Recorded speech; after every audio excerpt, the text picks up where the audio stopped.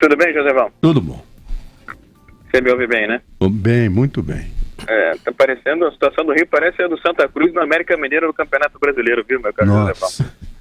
Enfim, uma ida sem volta, né? Tá difícil, tá complicado. Ele nos deu uma entrevista aqui, Viga, dizendo que só tem dinheiro para pagar 5 folhas de país, não 13, incluindo o 13º. Pois é. Isso na melhor das hipóteses, né? Porque o que está acontecendo, Josevão? Na verdade, agora é apenas uma ameaça. Você já ouviu aquela história, né? Se você não quer ajudar, não atrapalhe. Você já ouviu esse ditado? Já, né? Com certeza, né? Então é o que está acontecendo agora na relação entre o governo do Estado e o governo federal. Se você não quer me ajudar a sair do sufoco, também não atrapalha. E onde é que está a barreira? Onde é que está o embate entre o Estado e o governo federal? É que a Secretaria do Tesouro agora começou a bloquear as contas do Estado do Rio de Janeiro. Só essa semana foram 310 bilhões de reais. Numa primeira tungada, 170 e na outra, 140 milhões de reais. O Rio deve, sabedor disso, mas está naquela fase, viu, Joseval? Acredita em Deus, então que Deus lhe pague, porque não tem a menor perspectiva de pagar nesse curtíssimo prazo. Mas e o que está acontecendo é justamente isso. O governo do Estado do Rio de Janeiro está pleiteando ajuda ao governo federal. Os dois são do mesmo partido, da mesma legenda, né? Pezão e Temer, ambos do PMDB. E essa ajuda está difícil porque o próprio governo federal está com a corda no pescoço.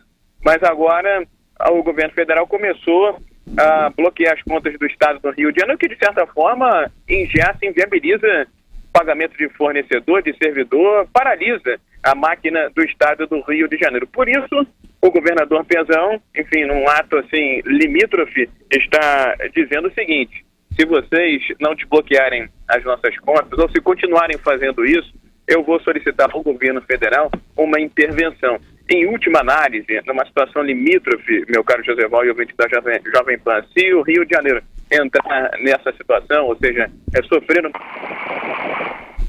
Caiu a linha. Agora a situação é gravíssima, porque o que aconteceu na Alerj, a Assembleia Legislativa do Rio de Janeiro essa semana, com a invasão, os policiais tomando, né, Rodrigo, voltou, ok, Rodrigo. Só para concluir, se o Rio de Janeiro sofrer essa intervenção federal, ele inviabiliza a PEC 241, inviabilizando a PEC 241, inviabiliza o governo federal, né?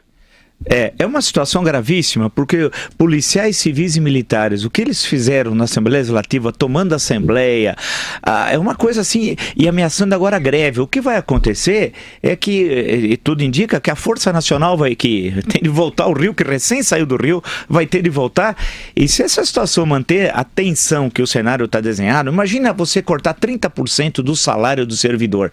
Você imagina, vai ter gente que vai morrer. Puxa vida, usava o dinheiro para comprar remédio, aposentado. Uma hora você corta. Isso não existe. O que o Pezão está querendo fazer é um crime.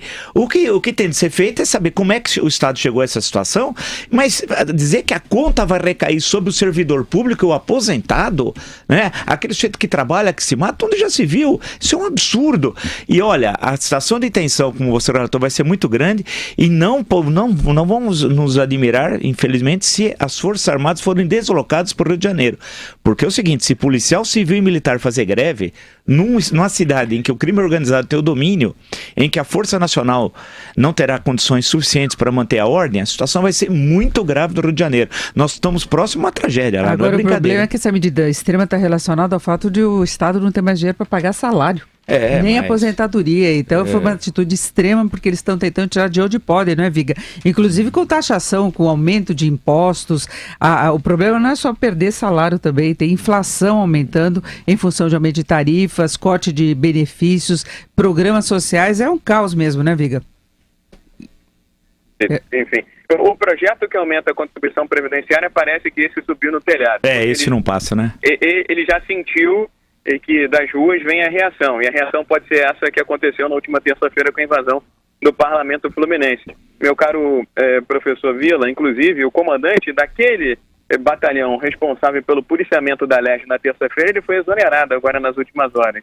Entende-se que houve uma facilitação. agora se coloca também na posição do comandante do batalhão de policiamento de grandes eventos.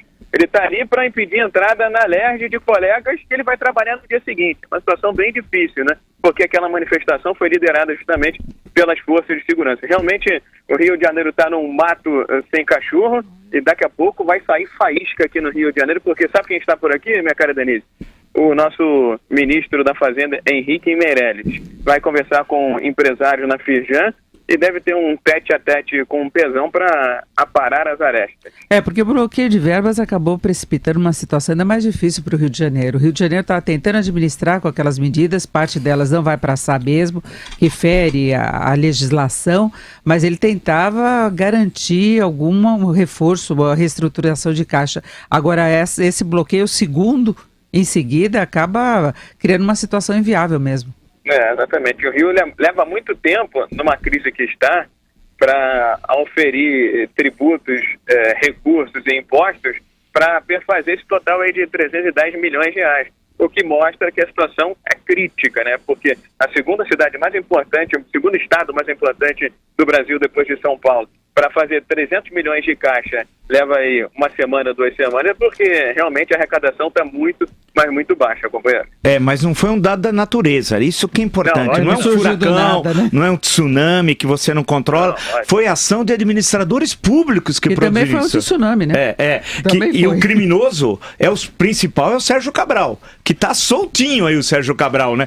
Quer dizer, faz tudo isso, eu não sei se ele tá aí ou em Paris, não sei se ele tá dançando o anel de 800 mil, se ele tá com um guardanapo na cabeça, mas é uma humilhação para os brasileiros e brasileiras de bem. Sérgio Cabral tá solto. Quer dizer, ele produz tudo isso e não acontece nada com quem produziu essa tragédia. Porque o Pezão, na entrevista que você também estava imputando o problema ao garotinho, né? A questão, não. Se tem alguma coisa a ver com o garotinho, que foi governador, depois a sua esposa também foi. Agora, o Sérgio Cabral que criou essa bomba, principalmente. E lembrar o custo que entra no meio de Olimpíadas, Copa do Mundo, tudo junto, né, que deu nessa bomba, que agora quem vai pagar? Isso. Tá todo mundo aguardando o seu Marcelo falar.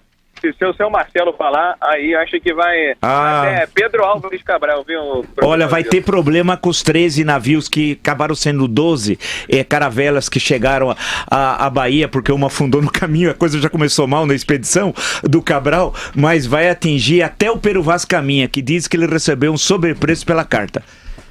Aí, enfim, pinta problema aí, né? Pinta, né?